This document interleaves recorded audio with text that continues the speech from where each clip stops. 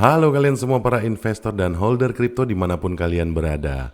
Selamat datang kembali ya di channel Cryptonesia. Balik lagi dengan saya di sini tentunya. Oke teman-teman, sebelum kita update semuanya, sebelum kita baca beritanya, sebelum kita masuk ke pembahasannya, seperti biasa ya, saya mau disclaimer dulu. Investasi di dunia kripto memiliki risiko yang sangat tinggi, jadi kalian semua harus berhati-hati dan berbijaksana ya untuk melakukan investasi. Pakailah uang yang dingin atau uang yang santai. Segala keputusan ada di tangan kalian semua, jadi bijaksanalah dalam mengambil keputusan untuk berinvestasi, sehingga keputusan kalian tidak berujung pada penyesalan nantinya.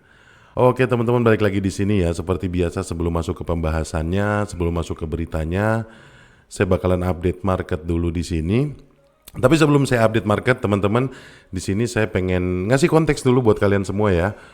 Di sini saya bakal ngebahas, mungkin akan dibagi menjadi dua part ya teman-teman, karena ini pembahasannya cukup menarik. Bagaimana di bulan Februari ini menjadi tanda ya, menjadi indikator kalau cryptocurrency ini bakalan menjadi prospek yang bagus banget di tahun 2024 ini. Jadi mudah-mudahan kalian semua bisa nyimak baik-baik pembahasannya seperti apa. Karena memang 2024 ini kalender cuannya cukup bagus dan tahunnya juga kalau menurut Feng Shui cukup bagus ya teman-teman. Jadi siapkan telinga kalian dan fokus kalian teman-teman ya. Oke, saya update market dulu untuk hari ini pertanggal 6 Februari tahun 2024. Di sini kapitalisasi pasar kripto global saat ini mencapai 1,64 triliun dolar, meningkat 0,93% atau hampir 1% selama satu hari terakhir, selama 24 jam terakhir ini teman-teman. Volume pasar kripto total selama 24 jam terakhir itu 42,94 triliun dolar. Yang dimana ini meningkat menjadi 25% teman-teman ya, hampir 25%, 24,99%. Volume total di DeFi saat ini adalah 4,25 triliun dolar ya, atau 9,9% dari total volume kripto 24 jam. Dan untuk volume stablecoin sekarang 39,73 triliun yang merupakan 95% dari total volume pasar kripto 24 jam. Dan juga untuk dominasi Bitcoin teman-teman ya, saat ini angkanya mencapai 51,6% atau di sini ada penurunan 0,08% selama 24 jam terakhir. Tapi overall masih 51% ya, masih di atas 50% untuk dominasi Bitcoin ini teman-teman. Oke, kita update dulu dari Bitcoin. Bitcoin selama 24 jam terakhir ini naik sekitar 1%, tapi untuk di pekan terakhir ini ada koreksi sebesar 1,84%. Tapi masih cenderung sideways ya teman-teman dari 3 hari terakhir ini. Dan kemudian untuk Ethereum ada kenaikan di 24 jam terakhir 1,85%, dan untuk mingguannya naik 0,18%. Dan kemudian untuk Solana tetap masih turun ya, masih koreksi di pekan terakhirnya yaitu minus 6,54%, tapi di hariannya dia naik 1,4%. Dan untuk XRP sendiri walaupun pelan tapi pasti teman-teman, walaupun dia lesu ya, di mingguannya masih turun di 5,58%, tapi tetap di hariannya dia masih tetap plus ya, masih tetap hijau di sini di 0,96%. Dan kalau kita melihat altcoin yang lainnya seperti Avalanche, di sini ada koreksi 3,8% di satu pekan terakhirnya, dan kemudian di 24 jam terakhir dia turun lebih dari 0,5%. Dan untuk Cardano juga tetap masih naik di 24 jamnya itu 0,72%, dan kemudian untuk mingguannya dia masih koreksi di minus 7,2%.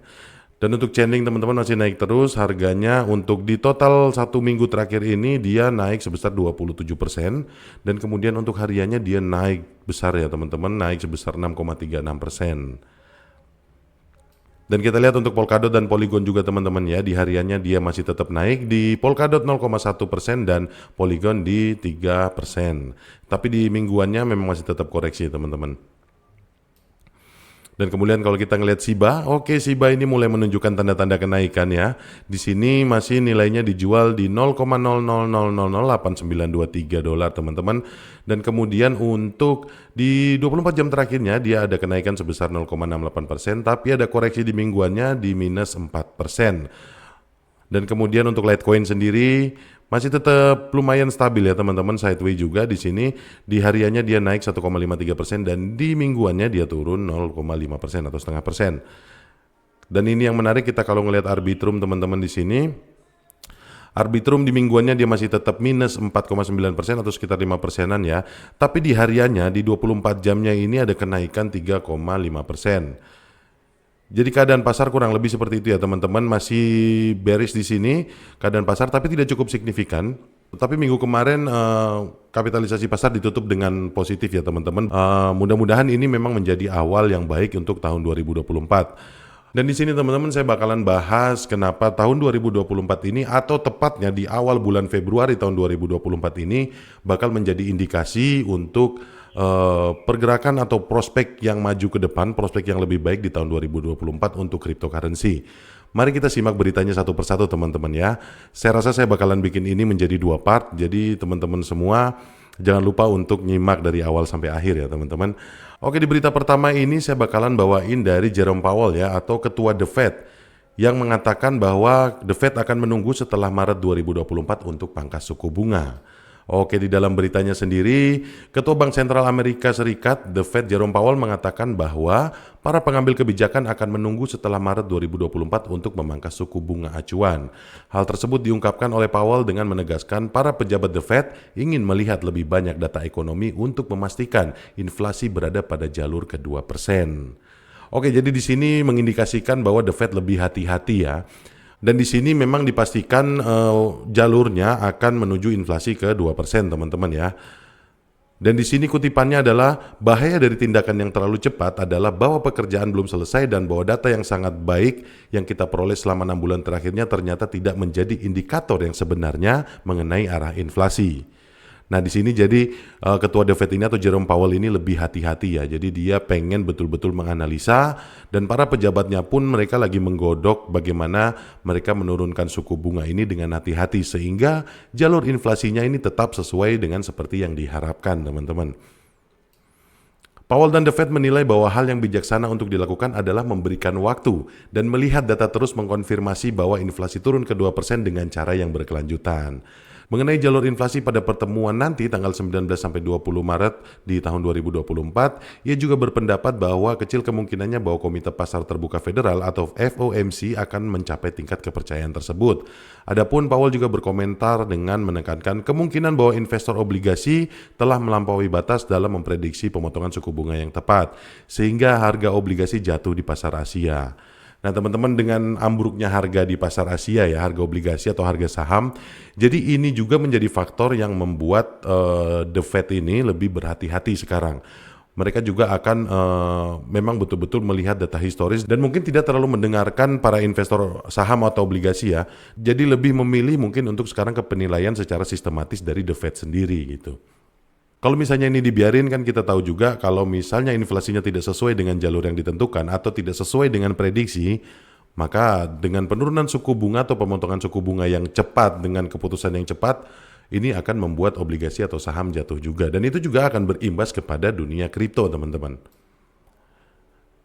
Dan di sini ya, menurut survei pada Desember tahun 2023, berdasarkan perkiraan median, mayoritas pihaknya berharap suku bunga acuan pinjaman akan mencapai 4,6% pada akhir tahun 2024. Dan kutipannya di sini dari Powell adalah, kami semua, kecuali beberapa peserta, percaya bahwa akan tepat bagi kami untuk mulai mengurangi sikap restriktif dengan memotong suku bunga tahun ini. Ia juga menuturkan bahwa kasus dasar mereka adalah akan melakukan pemangkasan suku bunga. Di sisi lain juga Powell menekankan lagi komentar yang telah ia berikan di masa lalu bahwa pejabat The Fed tidak memasukkan faktor politik atau pemilu ke dalam keputusan. Jadi benar-benar ini pure netral teman-teman ya. Jadi tidak memasukkan ada faktor pemilu atau ada faktor politik yang terjadi di dalam negeri ataupun di luar negeri. Jadi di sini betul The Fed lebih berhati-hati dan betul-betul melihat data historis dan pergerakan ekonomi dunia teman-teman ya. Sehingga dia memutuskan nanti untuk memotong suku bunga tidak di luar jalur inflasinya teman-teman, seperti itu. Dan di akhir kutipannya ini menarik banget ya kata-katanya Powell ini. Integritas tidak ternilai harganya dan pada akhirnya hanya itu yang Anda miliki. Jadi kalau kita melihat dari kutipan terakhirnya ini, Powell benar-benar menunjukkan kemandirian atau independensi dari The Fed ya teman-teman. Jadi The Fed ini tidak mau lagi terlalu mendengarkan pihak luar. Jadi The Fed ini lebih percaya ya keputusan mereka ini akan berdasar kepada analisa mereka sendiri gitu teman-teman. Jadi tanpa terlalu mendengarkan juga dari para pakar-pakar yang bermain di obligasi atau saham ya. Kemudian ini ada berita yang kedua ya, yang datangnya dari El Salvador ya teman-teman. Setelah berita The Fed tadi yang lebih berhati-hati untuk menurunkan suku bunga, di sini dari El Salvador akan memajukan kebijakan bullish Bitcoin saat Nayib Bukele meraih kemenangan telak dalam pemilihan kembali.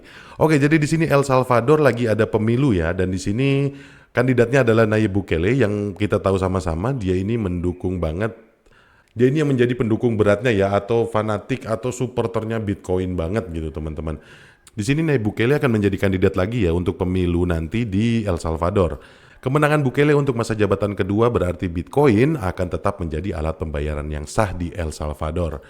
Oke teman-teman, kenapa saya bilang berita ini cukup penting? Karena korelasinya adalah ketika Nayib Bukele atau misalnya ini kandidat yang mencalonkan sebagai presiden ini menang lagi, ini Bitcoin akan menjadi regulasi negara yang akan ditetapkan menjadi alat pembayaran yang sah ya di El Salvador.